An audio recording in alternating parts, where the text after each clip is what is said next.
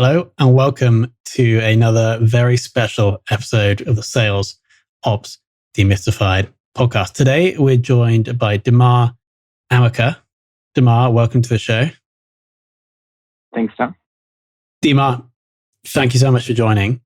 Today I want to cover the kind of past sales ops history, specifically over the past 3 to 5 years.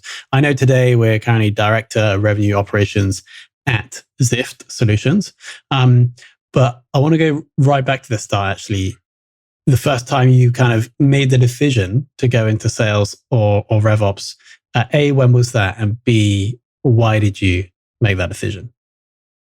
Yeah, that's a really interesting question because I didn't take the traditional, path that most people do to sales ops. I didn't major in anything sales ops related in college. I didn't have a finance or sort of revenue kind of background in that regard. But I actually started in inside sales. That was my first job in a revenue kind of facing organization in professional sports of all places. So I got my start with the inside sales program at the Arizona Diamondbacks.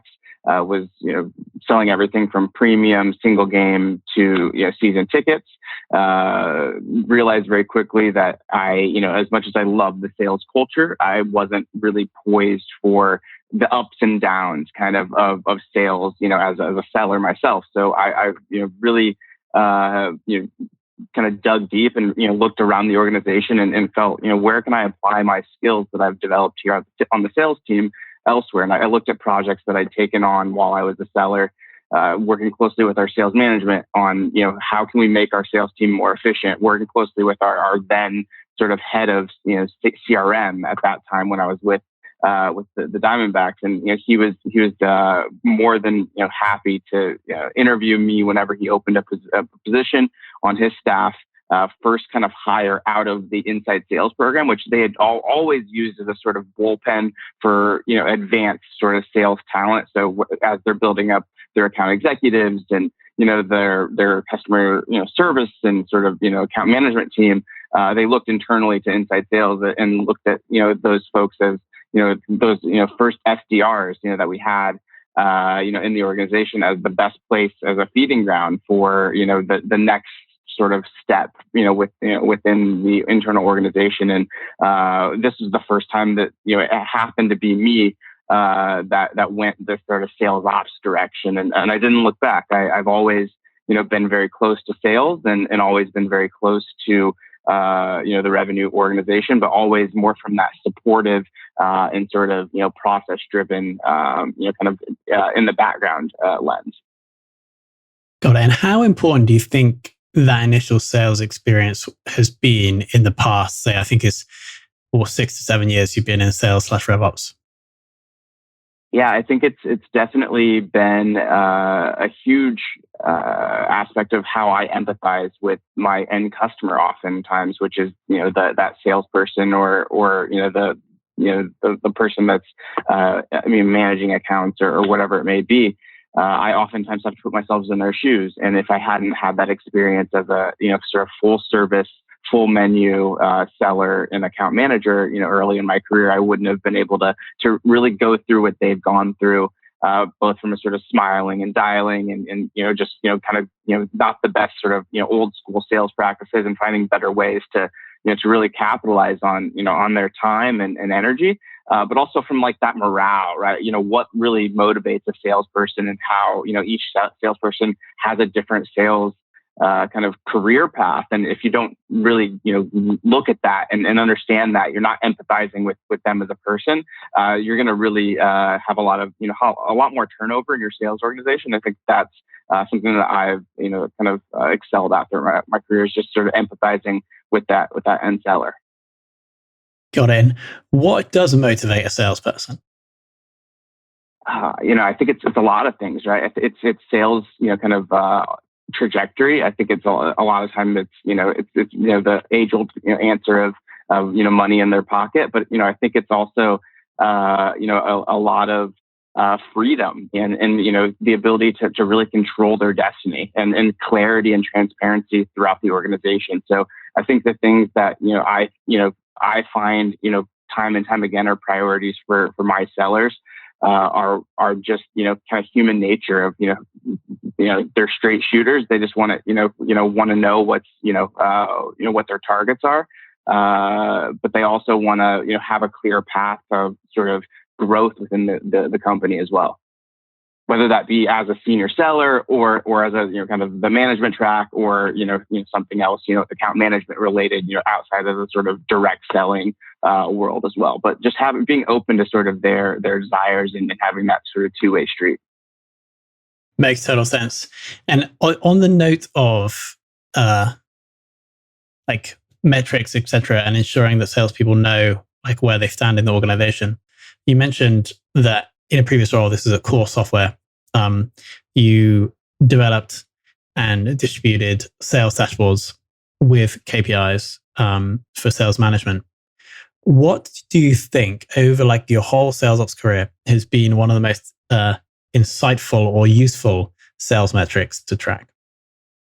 I think for me, being able to track sort of sentiment on calls, we use Chorus AI, and that's a platform that I believe heavily in. I think understanding and being able to use data to coach and train up, especially from an education at the different stages in the sales cycle, understanding best practices, and having this library of content to go back to. I think understanding what truly leads to a win. And it's very subjective oftentimes, from an overall sort of beginning of sales cycle to end of sales cycle. But I think the one of the metrics that I always kind of tie back to is time to close. How long are deals kind of going through that person's sales cycle. And who are the best people at sort of pushing deals forward.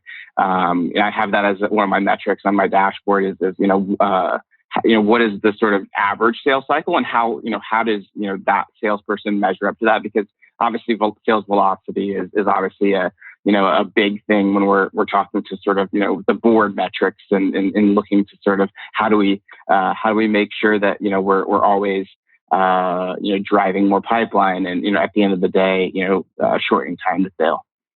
Sure. And if let's say we see a rep who is like in the bottom 25% in terms of time to close, how would you address that situation? What would you say to the rep, and what would you encourage them to work on? Yeah, I think for us, we definitely have a very sort of enterprise-driven kind of customer, ideal customer profile.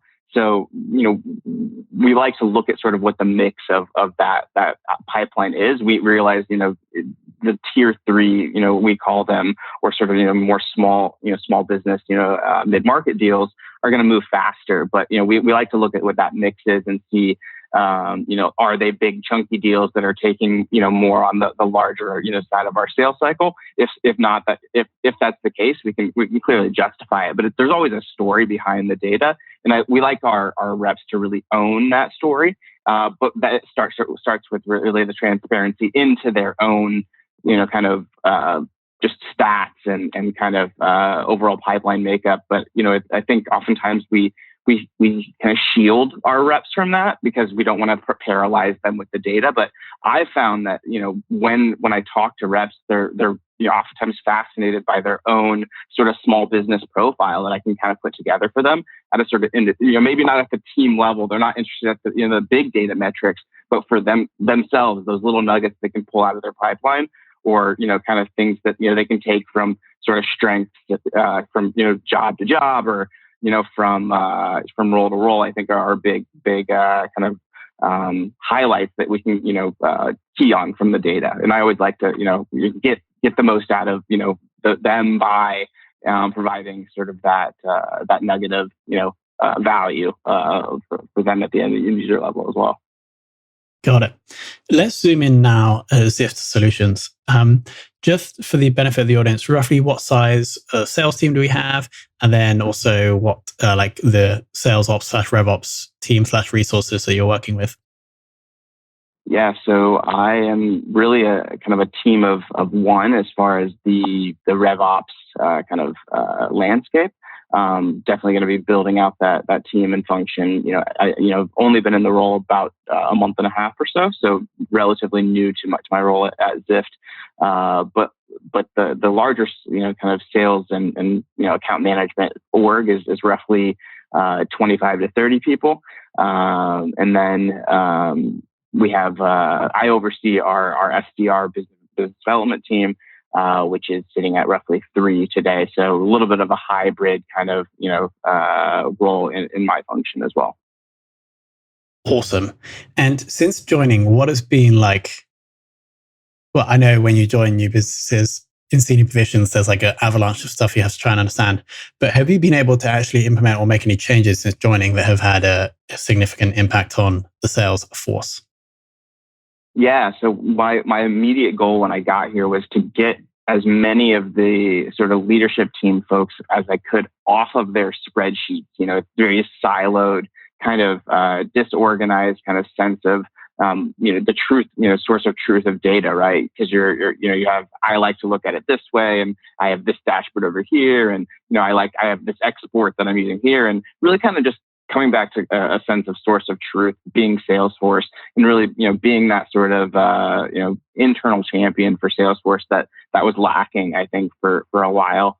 But also, I think for me, I implemented, from a Salesforce perspective, the forecasting module, and we've seen some uplift with that. So just, bringing some of the unused features of our existing tech stack to life, just with my background and expertise in implementation of those features, has already sort of seen some growth and uplift already. Bringing features to life sounds like a solid start. For the rest of 2021, what are you going to be focused on from a sales ops / RevOps perspective? So we bought the Salesforce CPQ sort of tool a few months ago before my arrival. There was some implementation done on that, but really want to align a lot of our business sort of processes around that beefed up version of Salesforce's kind of CPQ model, where we're really pumping a lot of our quotes and order forms and a lot of the content that's marketing sort of sponsored with logos, and very moving away from that sort of proposal deck that's sort of sort of a Frankenstein cut and paste and whatever, just really something clean that like when you get something from a respectable tech vendor, what does it look like from a quote standpoint, or from a SOW standpoint, or from an order form standpoint, just making sure that it's all buttoned up from our terms and conditions and all of that stuff, just making lives easier for everyone, from the top of the food chain all the way down from to our implementation folks who are really driving the product home at the end of the day. Making sure there's clarity there and really aligning, all of the sides of the business. Perfect. Who's going to be the first RevOps hire? Oh, that's a tough one. I think for me, as I oversee, more of, the business development side of things, I think really someone that's, kind of administrating day to day, kind of taking the load off, kind of a sales ops manager number 2, right? I report directly to our CRO, and I try to be a force multiplier for her as much as I possibly can. Being able to sit in on meetings that maybe she would take her time unnecessarily, kind of serving as that buffer for her. So someone that could kind of do that for me, serving as that sort of number 2 buffer, that has some sales ops experience, but also looking to really make a name and leave a legacy from a sales ops perspective as well. Makes total sense. for like having somebody come in and take on like the baseline work so that you can then be more strategic. And that also feeds up to the CRO, right? Then you can take more of the CRO's work and then she can be more strategic. So that makes total sense. Whenever you have a job description, ping it over to us and we'll add it to the show notes of this episode in case anybody is listening and is interested in joining you. Now, the final and probably most important question of the interview is, who in the world of RevOps would you most like to take for lunch? Oh man, that's tough. But there's a guy that's doing a lot of really putting a lot of content out there. I'd love to get his name out there. Jordan Henderson over at Ring Central. He's definitely a leader, I think, in the space from a content perspective, and always sharing a lot of great insights. And would love to sit down and just pick his brain on everything that he's doing. Appreciate all the content he puts out, and would love to, like I said, pick his brain. Awesome. We'll reach out to Jordan and see if he wants to jump on. Cool.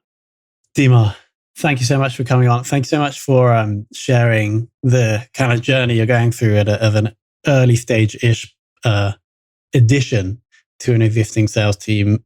Sounds like obviously you're doing an awesome job, and the sales ops and the sales team is going to be growing over the coming months and years. So thank you so much for coming on and sharing your wisdom.